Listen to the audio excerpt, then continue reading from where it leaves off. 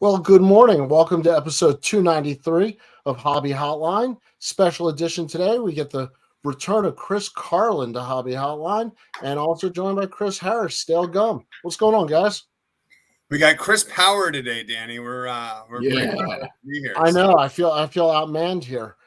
Chris Carlin, is it true that you've renegotiated and we're offering a player in return? Is that what it is?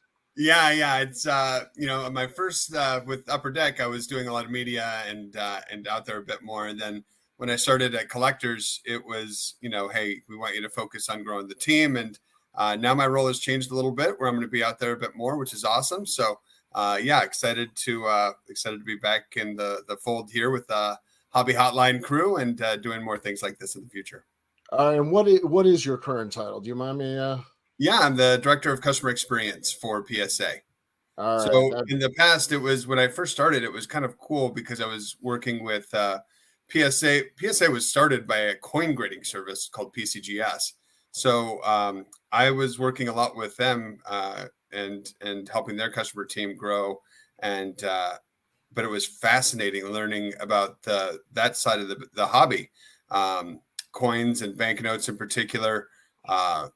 Both still really going strong. There's $1 million, just like there's $1 million cards, there's $1 million pennies.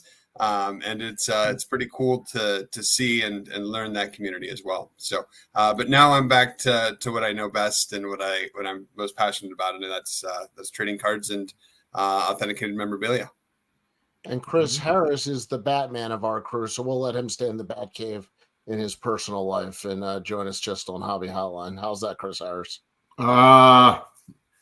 Is that meant to be a compliment or it is a compliment? You're Batman. You just don't reveal your true self. Yeah. Good morning, Mad City Brew. Good morning, the Battery.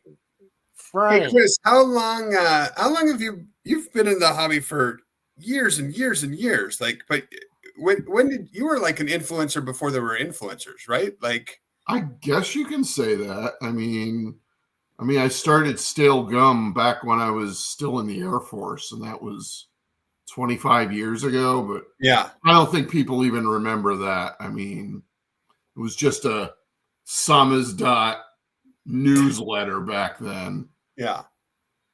I wish I kind of still had those too. So. Oh yeah, that would be great for posterity. Lost them to time. They're in the ether somewhere. No, it's great seeing you again. Yeah, you got a lot of people in this morning, Chris. Philly Joe, TJ Online, Silver Fox, Jeff, Sal, Abel, Fal 5, Chris Ramsey. Good. You got another Chris. That's good news. Yeah, we need another Chris. I'm going to be able to keep this straight, I swear. All right, so I think the big story this week, and a little bit of a quiet time in the hobby, but the big story this week has got to be the Wembys, or the Wemby and the cousin Wemby getting pulled and coming through PSA. And, I'd be remiss if I didn't speak to Chris Carlin about, from the PSA perspective, is, what do you know? Do you guys get a phone call that somebody's coming with a walkthrough? Do you know the card's coming, or does somebody just knock on the door and say, hey, this card might be worth $1 million. Can I come in? Yeah, so it's interesting. It can go a variety of different ways because it depends on who pulls the item, right? So traditionally, a lot of the bigger cards are pulled by people who are opening up case after case after case after case, just because law of odds, right? So a lot of those customers are already dealers of ours. So our sales team works with those customers to get those items in. People can now drop off post-pandemic world at PSA headquarters in California or New Jersey, Harborside. But if a regular customer like myself, if I didn't work for PSA, pulled a card like this, I would reach out to the customer care team or PSA, or even if they fill out the sub, we'd probably reach out to them and just talk about ways to make it as easy as possible for the customer there, because we want to be careful with those higher ticket items, right? Any damage, anything like that sustained, we like to keep those items in-house for as little as possible, and get them back to their customer. so nothing can go wrong with it, or any damage or anything along those lines happening. So that's kind of the background. And then we do have, obviously events. PSA is we're at more events this year than we've been at in a long time, and we're doing more drop-off events. We're trying to open our doors and have customers come in again. So we're doing public days where any customer, if you've got a $5 card that you want to submit for value plus service, but you just don't want to put it in the mail because it has sentimental reasons to you, you can drop off with us in person as well. So by getting out there a bit more, we see a lot of those bigger ticket items come in. I'm always blown away. Like when I was at Upper Deck, I knew like you put your cards in your soft sleeves, then your top loaders, or one touch if it's premium, what have you. But I'm blown away by how many times we'll be at a show and an older lady will come up with an envelope and a beautiful Nolan Ryan rookie or something like that in there, and you're like, "What are you doing? Like, let me get this something in a safe space." Like your collector OCDs kicks in, So isn't that a PSA policy? You throw in a free penny sleeve with every Nolan Ryan rookie. Yeah. We always have the supplies there too. We hook them up. So there's a variety of ways that things come in, but the shows and events are always where you might catch that like antique roadshow moment where you're like, oh my God, I didn't expect to see this today. So it's kind of amazing what comes in. We have a show that we do in Long Beach, which is really cool. It's a hybrid between coins and cards and banknotes and comics and TCG called the Long Beach Expo. So that's 3 times a year, but that is one where I'm always kind of amazed at what comes in. And we live in its close proximity to Los Angeles. We had a guy come in who worked for Harrison Ford and had some amazing, personalized items, but it's always like, wow, like you just don't know what to expect when you're at a show or an event. How many shows do you actually get to, or does PSA get to a year? This year, I believe we have close to 30 on the calendar, and some of those are these smaller drop-off events. Where we were just up in the Bay Area at Lefties, and we're going to be doing more of those types of events. We're doing some events that are going to be really cool. If you go to PSA.com/shows, you can see what's coming up. But one of them we're doing in a few weeks is with the Phoenix Suns, where you can drop off before a Phoenix Suns game, and we'll be down on the court. You can go throw a quick shot, get a photo op, and then off you go. So we're trying to do more of these types of integrations with teams as well, which is really cool. So after that one, we're going to be doing an event with Washington Capitals and then the Washington Wizards. So a nice little opportunity for us to get to the DC area. So we want to try to be in locations where it makes sense for people to bring in things that are just, too worried to put in the mail. For me, I hear that from a lot of people. Chris Harris, if you pulled that Wemby, what are you doing with it? You telling people? I'm not telling a soul. I don't want to get robbed. You're hiring a proxy, or are you going in anonymous? I'm just going to hold on to it and maybe just wait until the National and sub it then. Nobody needs to know what I have. Yeah. That's just me, though. Do you don't think Chris, you don't think the National gets out in 30 seconds? Oh, of course it'll get out then, but Chris will be popping bottles in Cleveland at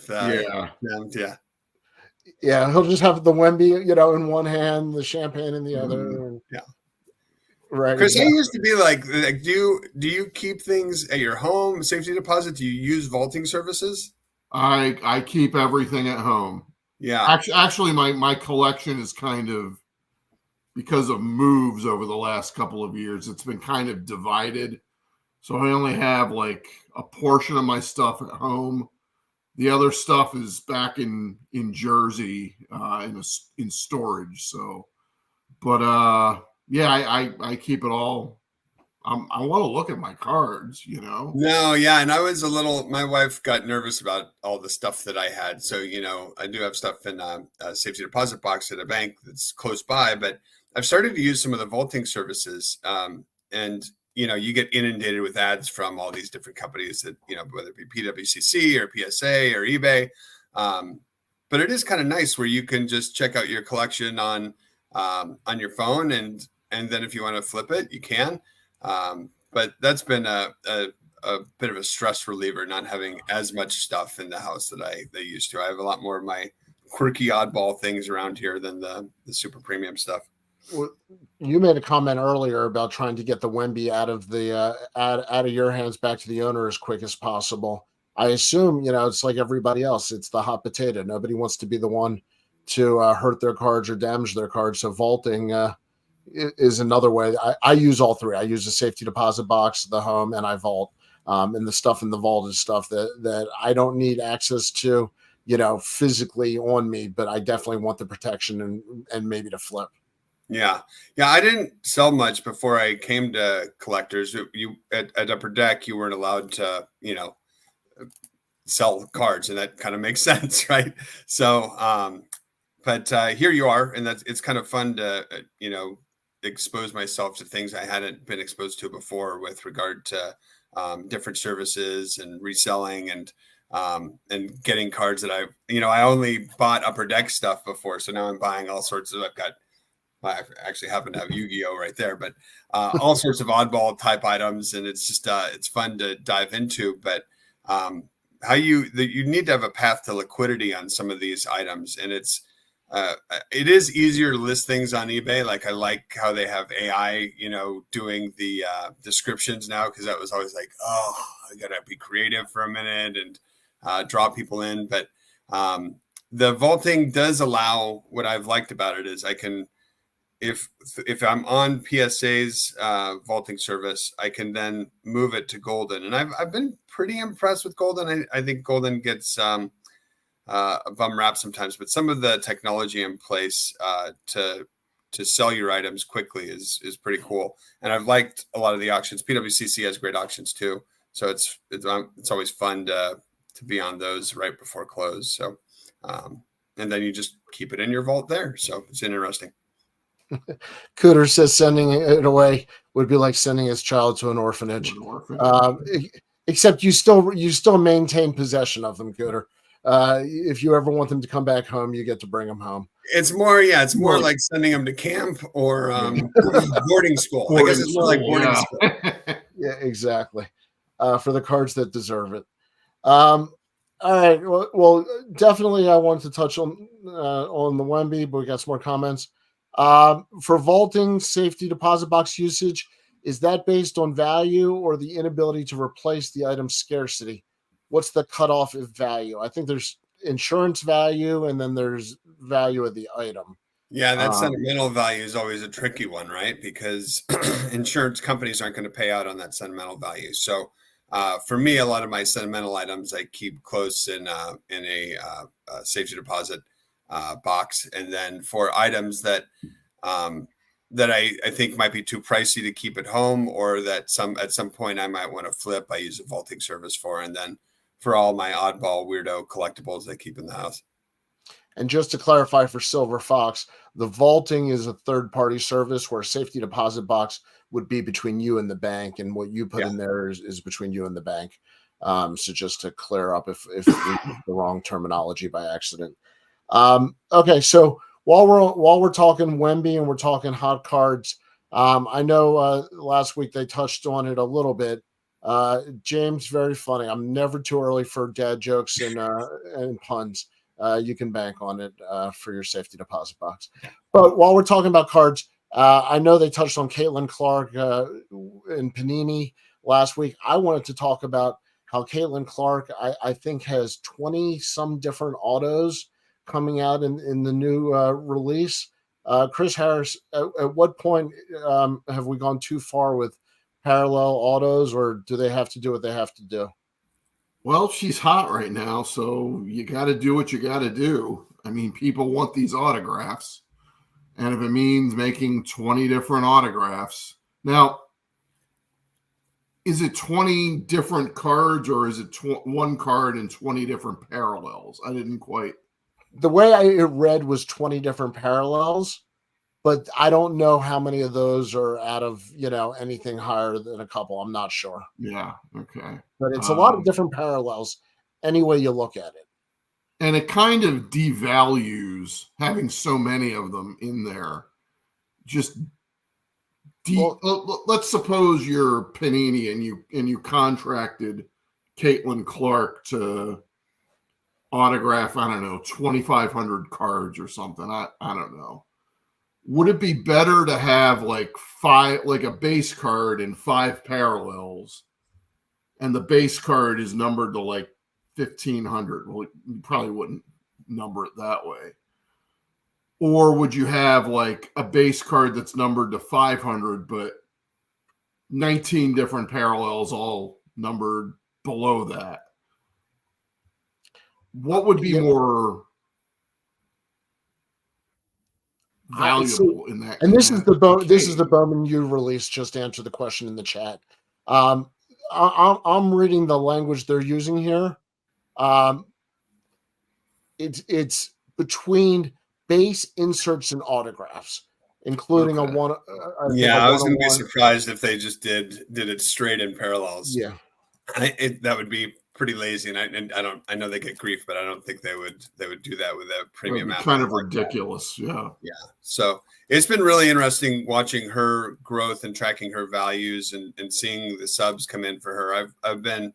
I like to have something from everything. So she was someone that I was thinking that I might get an autograph of, but they're very expensive, and it's one of those things where on the manufacturing side, when you sign a deal like that, you want to give your customers what they want. You want to bring them close to the game. You want to give them autographs, and is there such thing as too much of a good thing? Well, if you look at what happened with jersey cards in the late 90s, early 2000s, that's exactly what happened. The manufacturers tried to give customers what they wanted, which was, give me more jersey cards. Give me a jersey card in every pack, not just every box.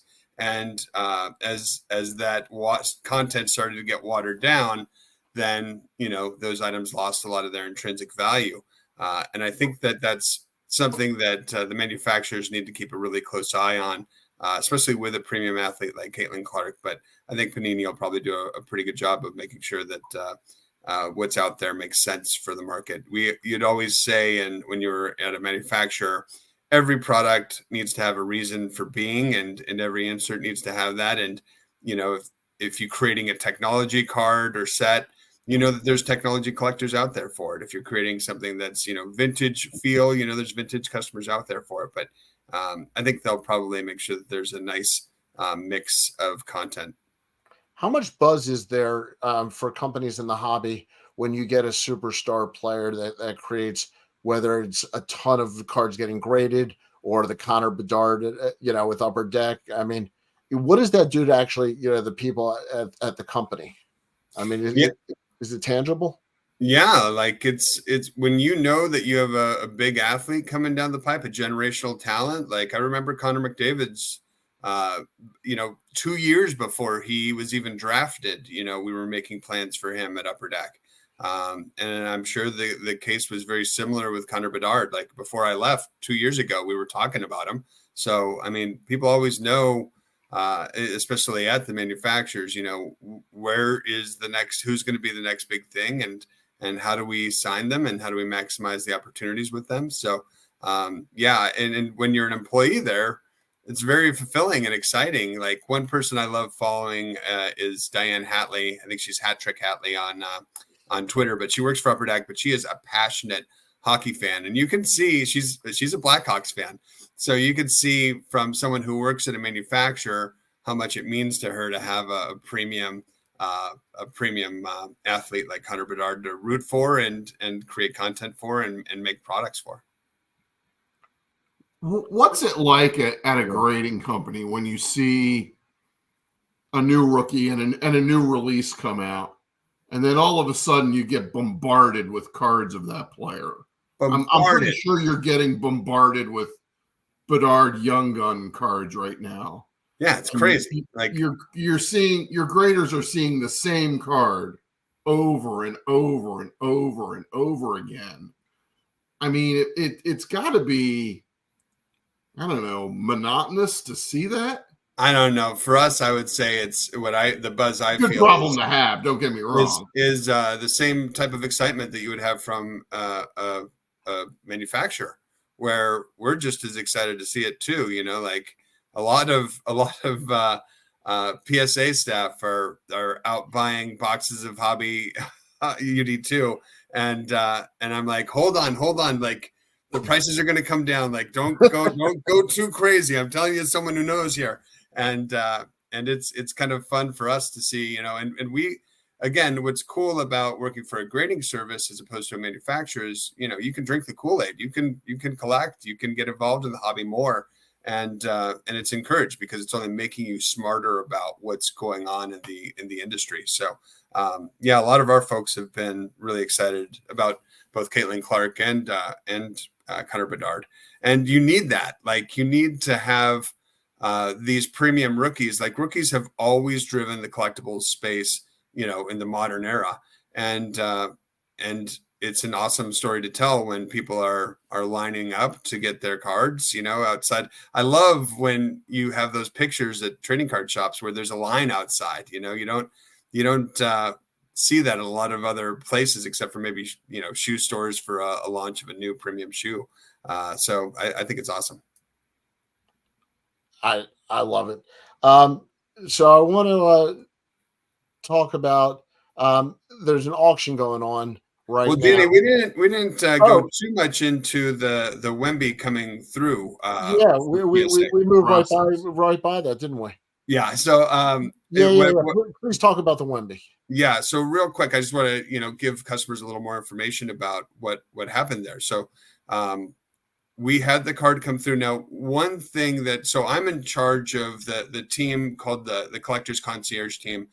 So when you drop an item off with us, it's my staff. So we teach them not to just look at an item as it's coming in, and same thing for shows and events, but also to use all your senses. You know, what do you smell something with this? Because and it's harder to do on like a show floor than in a controlled space, a smaller room, a grading room. And when you pull the item out, obviously you have an opportunity to do more of that. So there is, you know, work that's done, and some of it's not all just, you know, using your eyes and nose. Some of it's technology, but it's important for us to make sure that we're not, if we sense anything that might be off, we let the grading room know. So smells, odors, chemicals. We see this a lot more on coins. It is interesting to me, you know, getting a larger understanding of the hobby as a whole. The hobby is not just cards, you know, again, it can be coins, it could be art. And in other industries, there is, you know, restoration services you can have done that are considered okay. There's cleaning services that are done that are considered okay. And so that's for art, that's for coins. But in cards, you know, they're so condition sensitive, and they're so unique and niche. You know, what you can do to a card that's going to keep it from being altered it's a fine line. And some of these solutions and chemicals, quite frankly, we don't know what the long-term effects are going to be of using these. You know, every card show I go to, I see 2 or 3 card doctors, you know, selling some different type of kit, and you don't know what's in a lot of those kits. Like, they don't put like, this is 95% water and 2% this, that, or the other. So you got to be very careful about what you're buying there and what you're applying to your prized possessions, because it could be detrimental long term. And that's one of our top concerns, is that, you know, once it's holdered, is there things that did the chemical go into the side of the card, and is that going to create issues with it long term, or is it going to affect the surface over time? So those are the reasons why PSA wants to avoid people applying chemicals or different treatments to their cards. For me, it's always what I use always is, you know, just the good old microfiber cloth, and give it a little wipe down before I put it in a holder for final submission type. But the other thing I think anyone wants to do is avoid just too much handling of a premium card. Like if you're really getting in there and wiping it down or things along those lines, you might be bending the surface. You might be causing a crease. You could be dinging a corner. So really what's worked best for me is give it a wipe down, put it in a holder, don't touch it again until I'm dropping it off. I try to touch them as little as possible. So what we found when it came through the first time was that there was no evidence of any odors. There wasn't any evidence of wax buildup or anything being applied to the surface that we could easily see.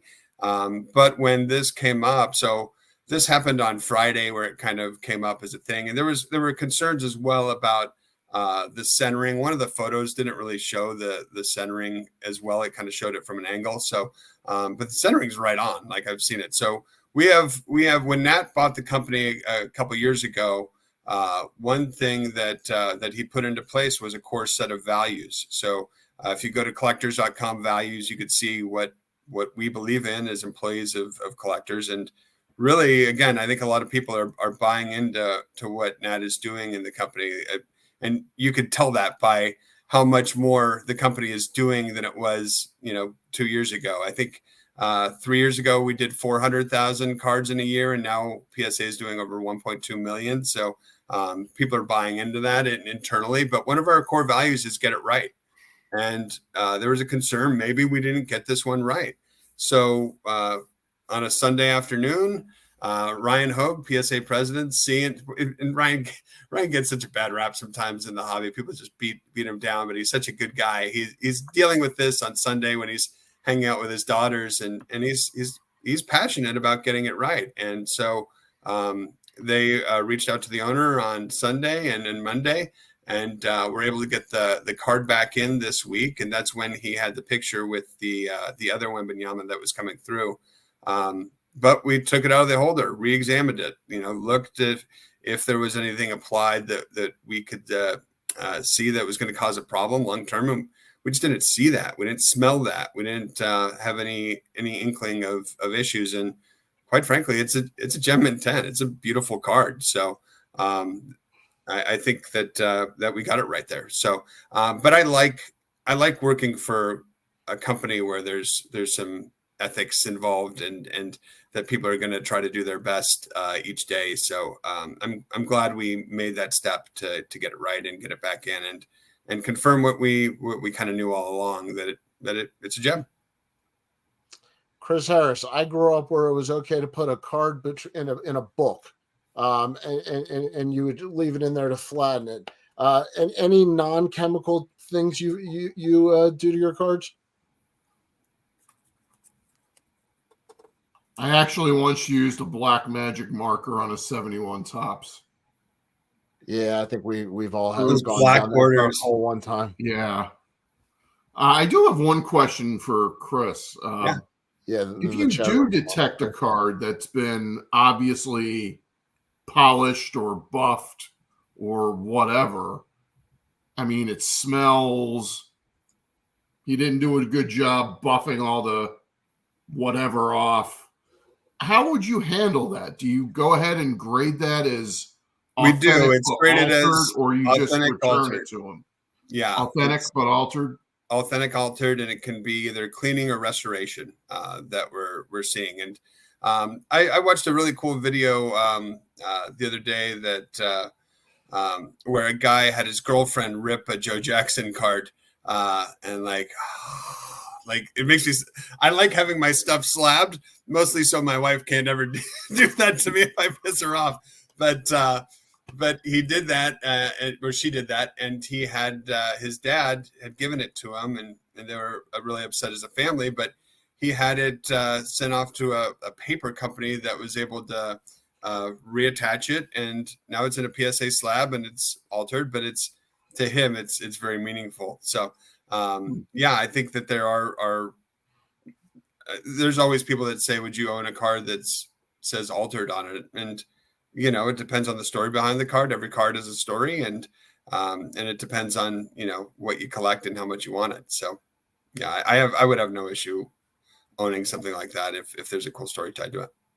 Chat room's going a little nuts. So, Chris Carlin, I'm going to throw a couple questions at you. Sure. When is PSA coming out with their own branded microfiber claws?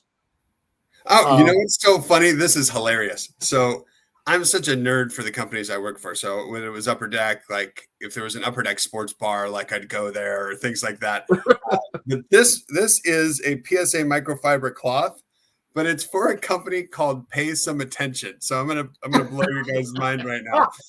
Pay Some Attention is a fashion company, and these are women's glasses, but I had to have them because they say that's PSA awesome. on the side. So with your PSA glasses, you get the PSA microfiber cloth. But yeah, we will have. I've been talking with our marketing team about doing some microfiber cloths. We have already got things like PSA razor blades and other hobby supplies. But yeah, that's my funny PSA story. The other PSA. And this is a question I've heard from a lot of people. For uncirculated cards, redemptions, something with a top seal, or tops now sometimes, should they remove the card from the top loader with the sticker when they send it in for grading, or leave it as is? No, a lot of the Project 70 cards and things like that, those types of things. Leaf does some as well, where it's got the seal on the outside.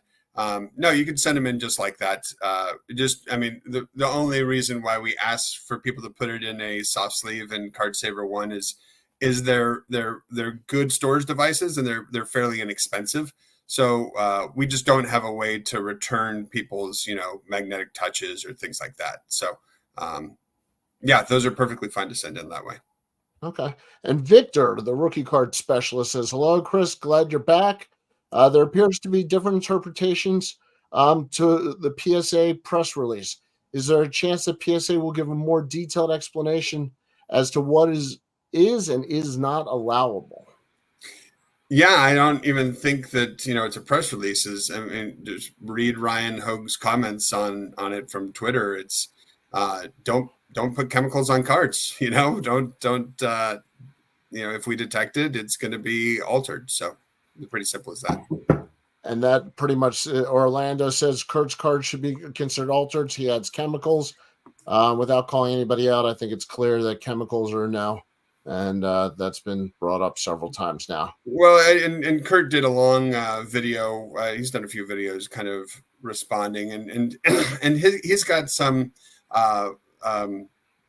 things that are kind of like what I was saying. He's like, it's allowable in art, it's allowable in coinage. Why can't it be allowable in cards? And it would be nice for PSA to say it's cool, but again, we can't, because we just don't know what the long-term effects of some of these unknown chemicals are going to be to the items. And unlike some grading services, one thing that I've been blown away by is that PSA has a guarantee, but they actually really stand behind it. So it's a grade guarantee. Once an item's in a PSA slab, it's guaranteed. So if there's ever any questions about its authenticity, about it maybe being over or undergraded, things along those lines, I've seen Nat cut checks that are pretty significant for those. Is we want to clean up the market and make sure that everything out there in a PSA holder is exactly what customers expect. So if it's ever not, the company steps up and takes care of it. So for us, again, it's important that we get it right when it goes in those holders.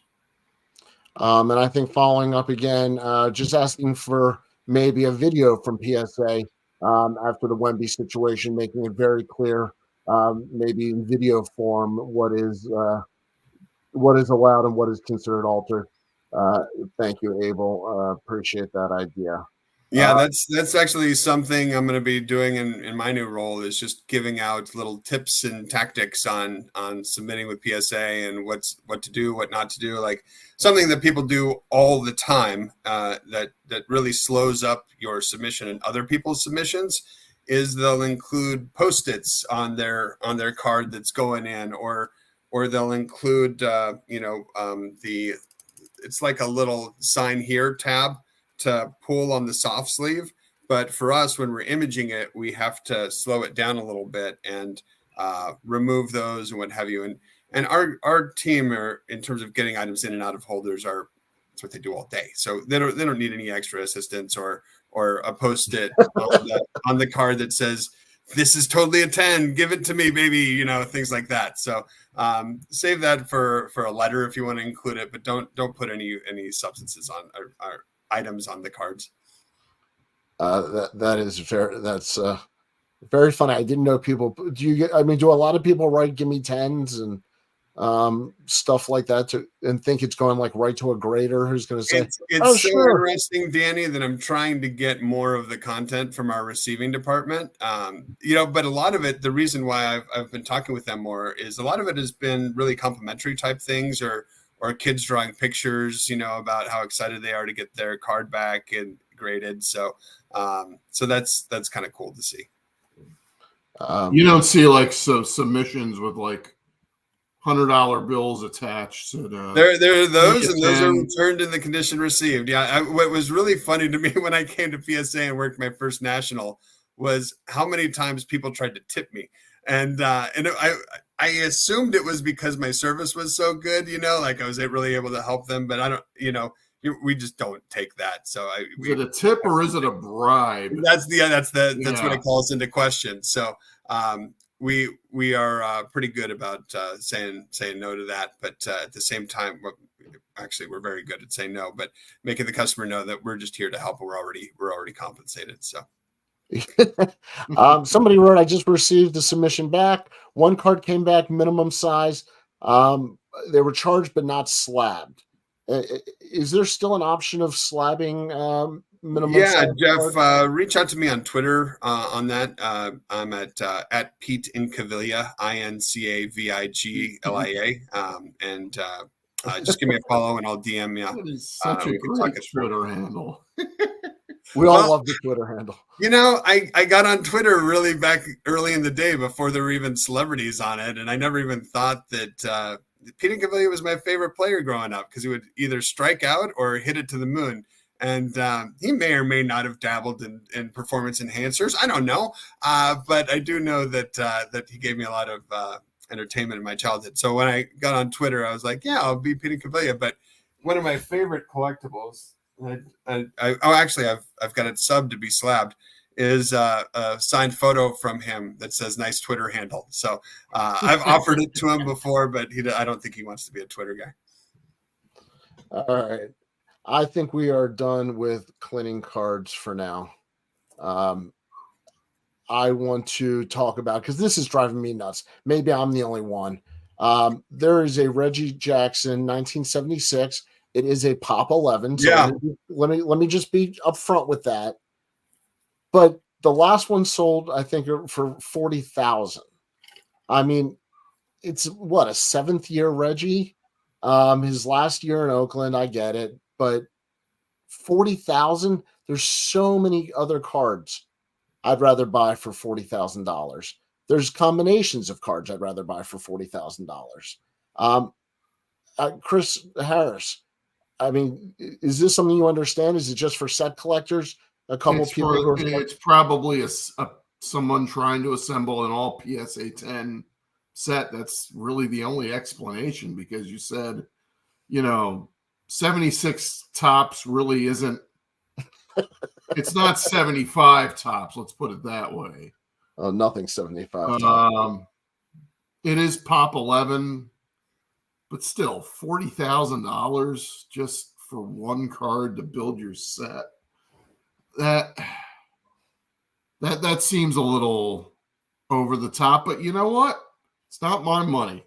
Yeah, I'm not collecting a PSA 10 set of that anytime soon. It gets competitive, right? Like for some of those folks in the set registry who want to beat their buddies, right? So we see a lot of talk in our chats on that about certain collectors trying to beat so and so, but. Reggie had that documentary that came out recently for Amazon, which was pretty good. And Michael Jordan saw a spike after that, but I don't think this is tied to that. I think it's more set registry type of line. So yeah, $40,000 is a lot of money. I mean, I think our shopping lists, each of us would look a little different than that one person's, but I'd at least start doing the shot to lose weight or something, So. John Keating says the set registry is for insecure people seeking validation from others. Full stop. I don't know. I met a lot of these Good to hear from really good Keating. collectors. It is a bit of a They're passionate. measuring contest, if you know what I mean. But you know what? As somebody who does well in the Maddox registry, rookie registry, but not on the others, I'll tell you I like some of it and not others. Yeah, there's we've got some really cool stuff that's going to be happening for PSA set registry over the next year.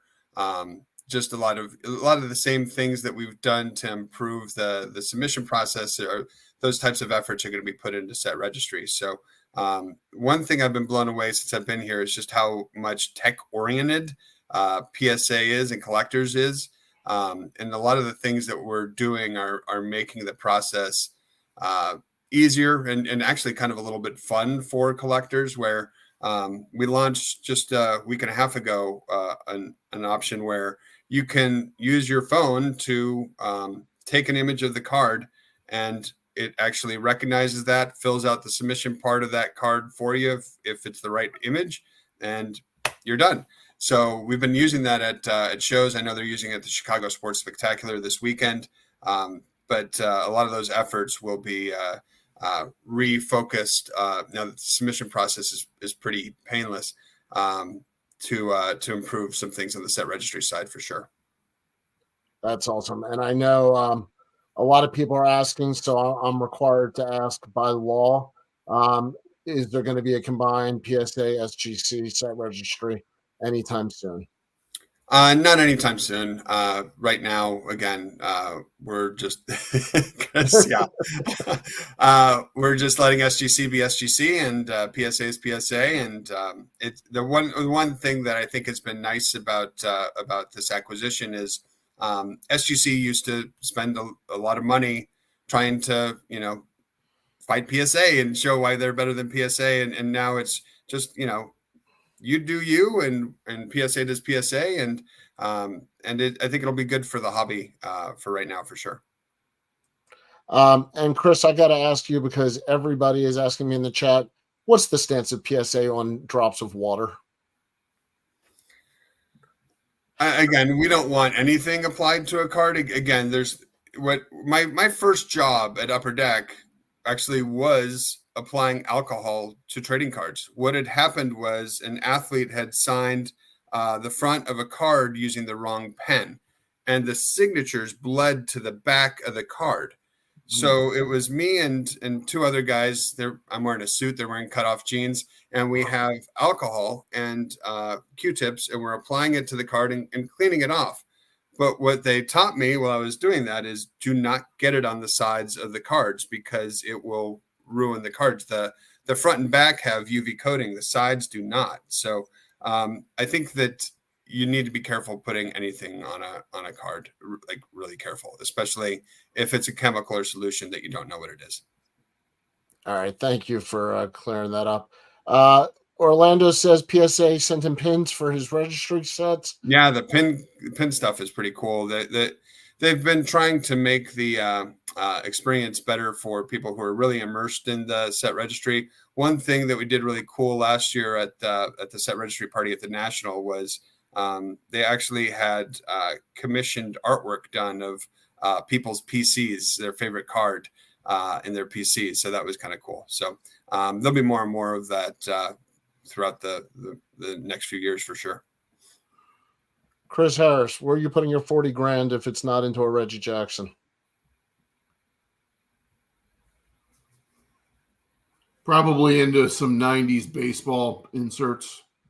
Maybe finally finishing off my run of Donruss Elites from that era. Okay. So, Are you a Diamond Kings guy going a little older? Yeah. Yeah. So see, I'm spending it a little differently. I'm buying going? 25 different Caitlyn Clark autographs, but that's just me. That's just where I'm at. Yeah. All right. Now, one thing that I've noticed in the hobby, and I wanted to get both of your opinions about, is I think to grow the hobby, whether it's coming from fanatics or collectors or Panini, the idea of growing the hobby, we're all kind of on the same page, and Asia is a huge market opening up. Well, it's been a huge market, but now it's opening up a little bit easier to get cards back and forth and to get them into the grading companies. I know that's been, if Korean Cardboard is in the chat room, I'd love to hear his stories. But Chris Carlin, some of that's going to be changing.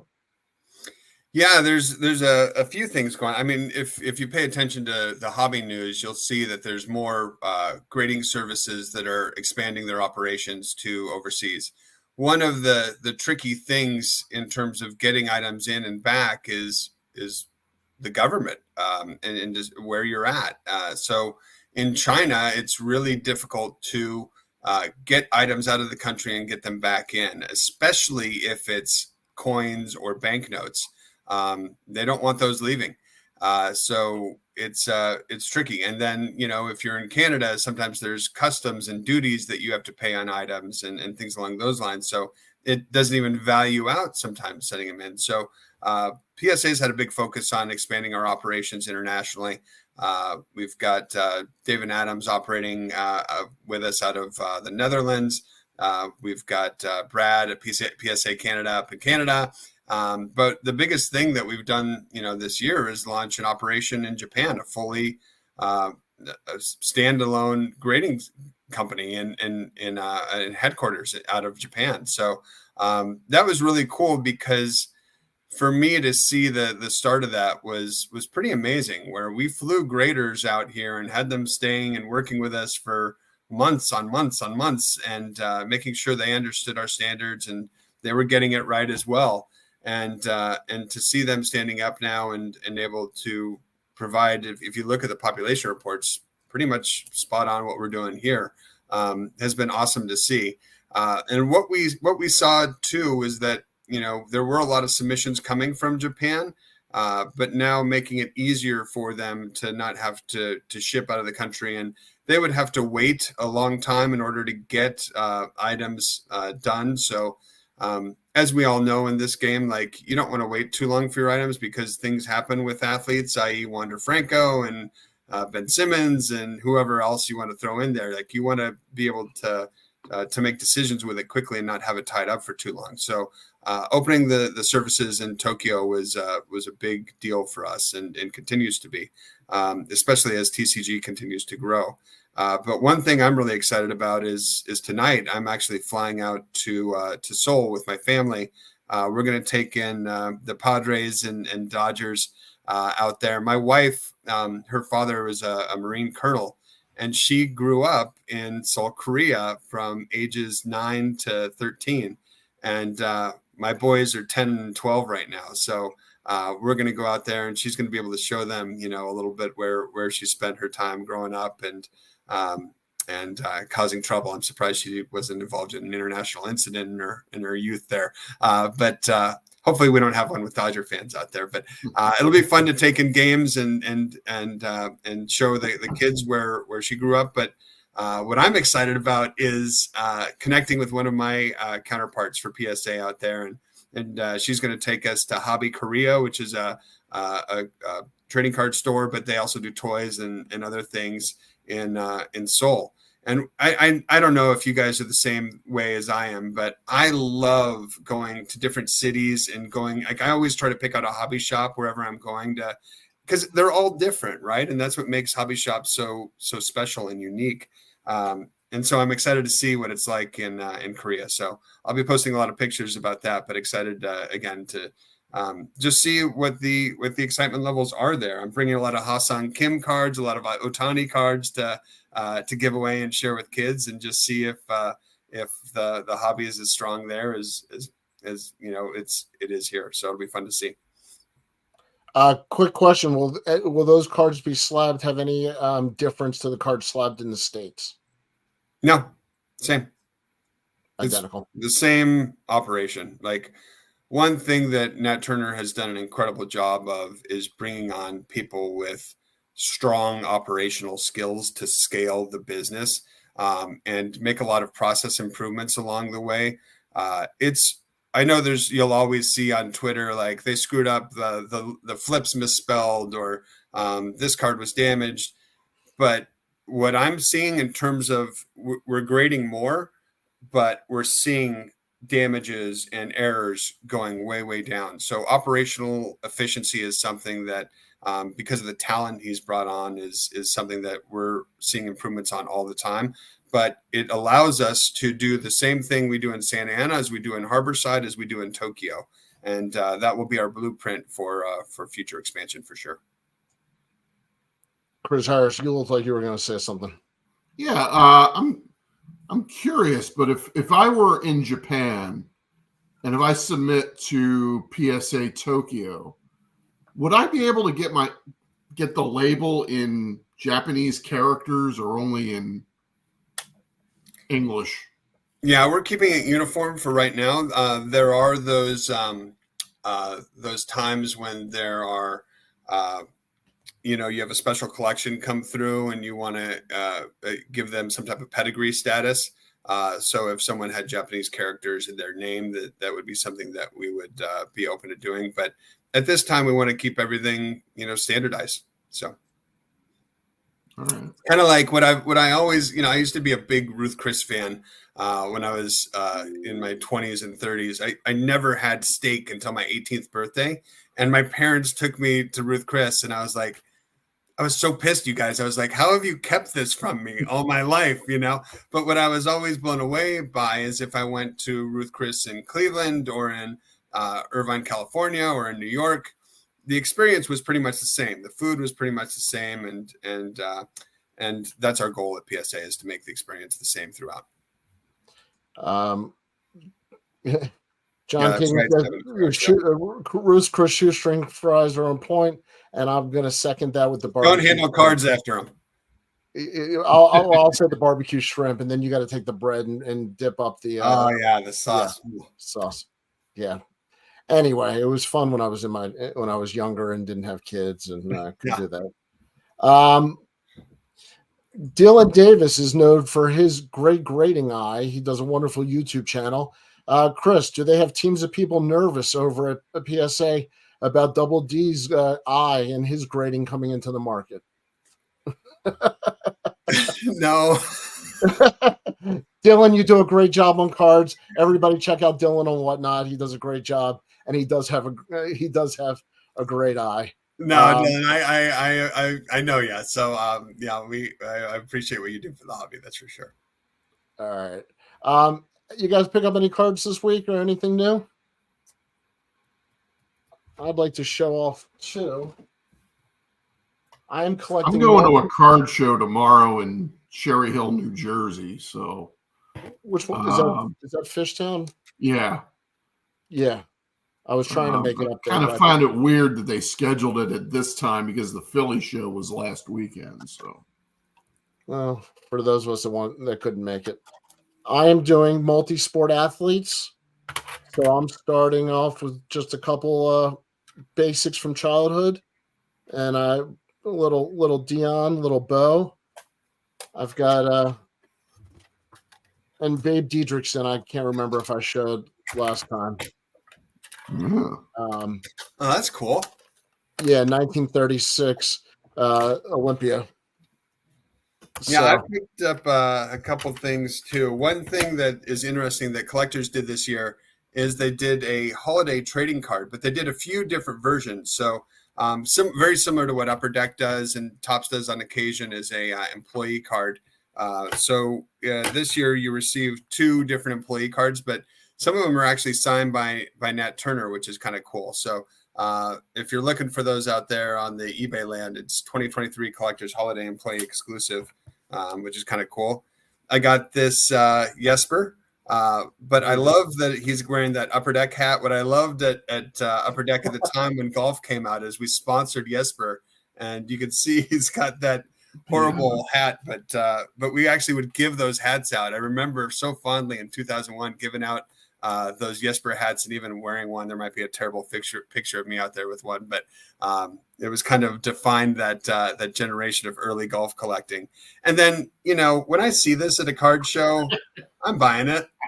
Mostly because you think about the grader that had to really get in there and look at Chris Farley's belly back in the day. But That was a I good mean, one. if they find lint, does that come off surface? Yeah. And then I like a lot of oddball stuff. So here's a Eddie Van Halen that I just got at a card show recently. But here's my one thing that I know it's not necessarily in all our wheelhouses, but one thing I'm seeing a huge interest in, and there's a Netflix show and there's like a million different cartoons on this. But I watched the Netflix live action show with my kids, and it was pretty good and entertaining. And I think this is going to be a huge, huge, huge property for like the next 5 to 10 years. And it's still early, is One Piece. So One Piece is a show about this pirate kid who is destined to be the king of the pirates. And he isn't the king of the pirates yet, but it's all this long progression to get him there.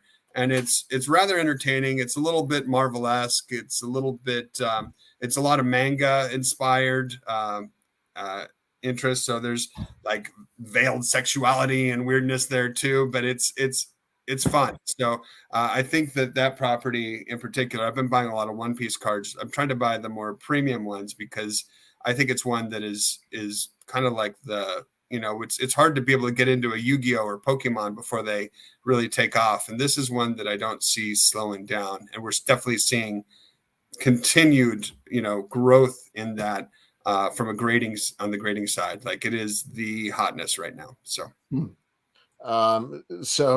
John Keating wants to know if that's a pump and dump, Chris. Have you bought them all? No. I mean, God, maybe a little bit to hang on, but the problem is like I'm getting into the show now, and my kids are into it too. So I don't know. I think we're going to hang on to these for a while because they're kind of fun. Like my son's your Netflix picture is now Luffy from One Piece, so it's like I may have got into it initially for pump and dump, but now I'm like, hold. That's hysterical.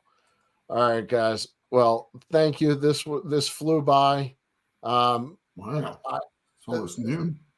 Yeah, it's almost noon. It's time for you to go take your mom. Yeah. It was great hanging with you guys. Good talking the hobby again, and good seeing you again, Chris. I haven't seen you in a bit. Yeah. Chris, good to have you back. And Chris Harris, good to see you, buddy. Same here.